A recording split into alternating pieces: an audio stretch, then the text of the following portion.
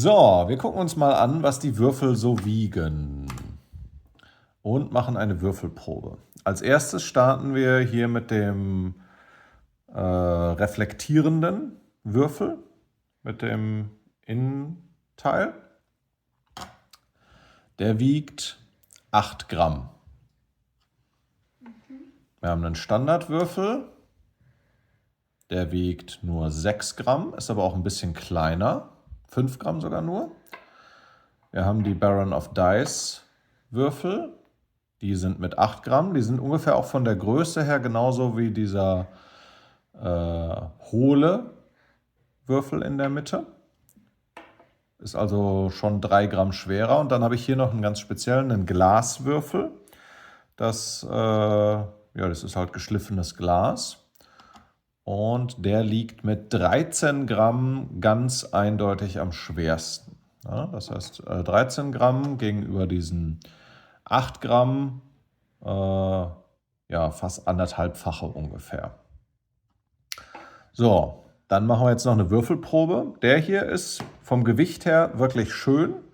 Ich glaube, der ist halt durch das Innere überhaupt gar nicht gebalanced und deswegen ein bisschen schwierig, aber von der Größe her sehr gut. Hat auch diese scharfen Kanten, was eigentlich ganz nett ist. Dann haben wir hier so einen Standardwürfel. Der fühlt sich auch ganz gut an. Das, was man bei diesen Baron of Dice Würfeln sofort merkt, ist, dass die auch in der Tat vom Gewicht her deutlich gewichtiger sind und auch damit vom Würfelverhalten. Sie wirken einfach präsent, diese Würfel. Ne? Das ist ein deutlicher Unterschied zwischen dem Standardwürfel mit seinen 5 Gramm und diesen mit den 8 Gramm. Diese 3 Gramm merkt man, insbesondere wenn man so eine ganze Handvoll an Würfeln nimmt. Ja, also haben ein extrem schönes Würfelverhältnis. Der Glaswürfel ist noch ein Stück gewichtiger, wie wir gerade gesehen haben. Und ist auch das, was mir als erstes bei den Würfeln aufgefallen war. Auch davon mehrere Würfeln in der Hand. Die wirken wirklich nach Gewicht. Aber man hört das auch schon hier, ne? Wenn man das mal würfelt. Das ist ein massiver Klonk im Vergleich zu diesem eher Plönk.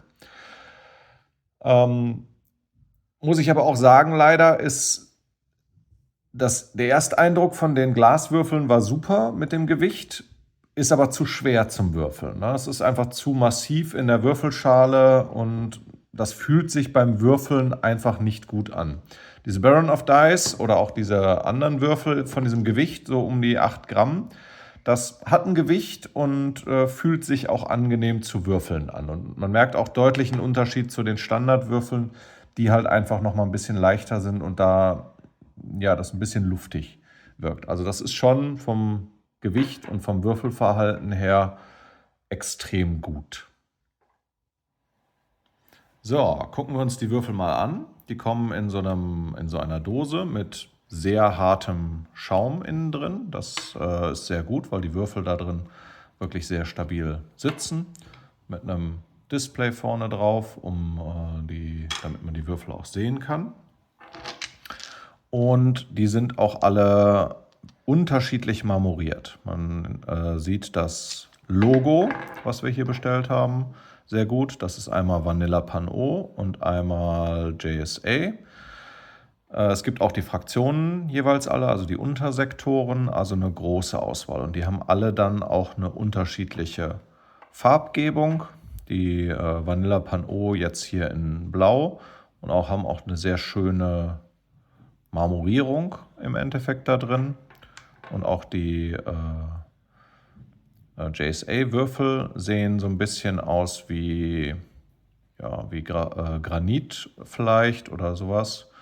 Also rein optisch sehr schön, muss man sagen. Okay, dann gucken wir mal, wie das Versprechen von Baron of Dice ist, dass die Würfel auch alle gebalanced sind. Grundsätzlich teste ich das, indem ich Salzwasser nehme, also Wasser mit sehr viel Salz drin und die Würfel da reinmache. Und das hier sind klassische Würfel, die ich habe und wenn man die da reintunkt, dann haben die immer eine Tendenz, in eine Richtung zu gehen. Ich bin mir nicht sicher, ob der nicht auf die 16 geglichen ist. Aber wenn der natürlich immer so rauskommt, dann wird es auch schwierig. Also ich würde sagen, der hat eine leichte Tendenz in diese Richtung. Bei den Baron of Dice Würfeln mal gucken. Ja, wir haben eben schon festgestellt, das Gewicht ist deutlich schwerer. Muss man gucken, dass da natürlich auch keine Luftblasen dran sind.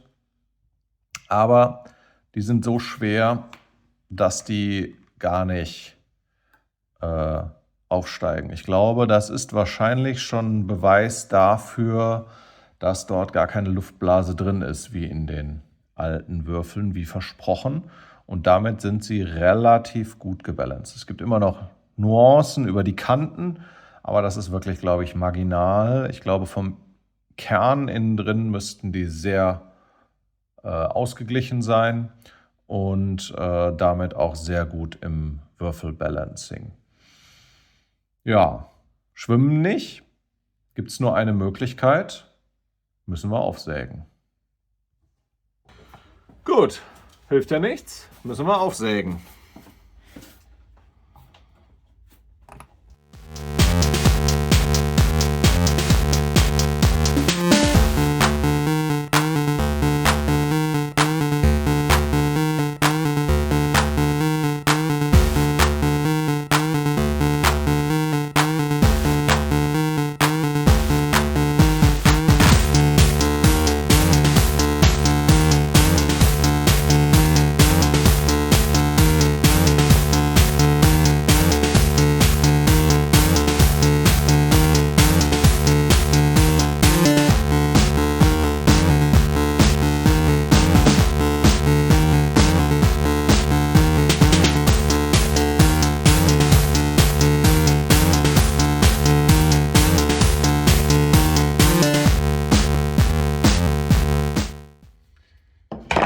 So, ein bisschen schief, aber aufgesägt und wir sehen keine Luftblasen drin, solider Kern, also Versprechen erfüllt.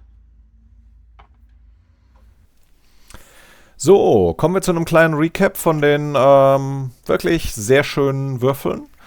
Und ich muss sagen, mich überzeugt haben die Optik und das Würfelgewicht im Wesentlichen. Das macht ein wirklich sehr schönes Würfelambiente. Und ich habe die Pan-O-Würfel in einem Spiel bereits einmal eingesetzt und muss sagen, ich war sehr zufrieden damit. Ne? Das Würfelergebnis war gut, die Zahlenverteilung wirkte auch relativ gut, sehr gut gleich verteilt, wobei das in einem Spiel natürlich eigentlich nicht aussagefähig ist. Insofern aus meiner Sicht eine klare Kaufempfehlung.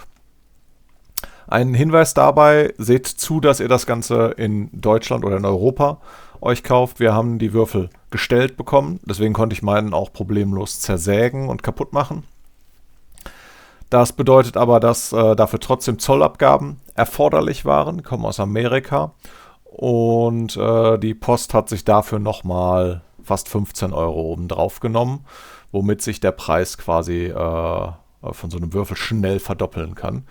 Insofern achtet darauf, dass wenn ihr die kauft, dass ihr sie in Europa kauft, damit das Thema außen vor bleibt. Ansonsten aus meiner Sicht wirklich klare Kaufempfehlung und probiert's aus. Ansonsten, wir sehen uns im nächsten Video.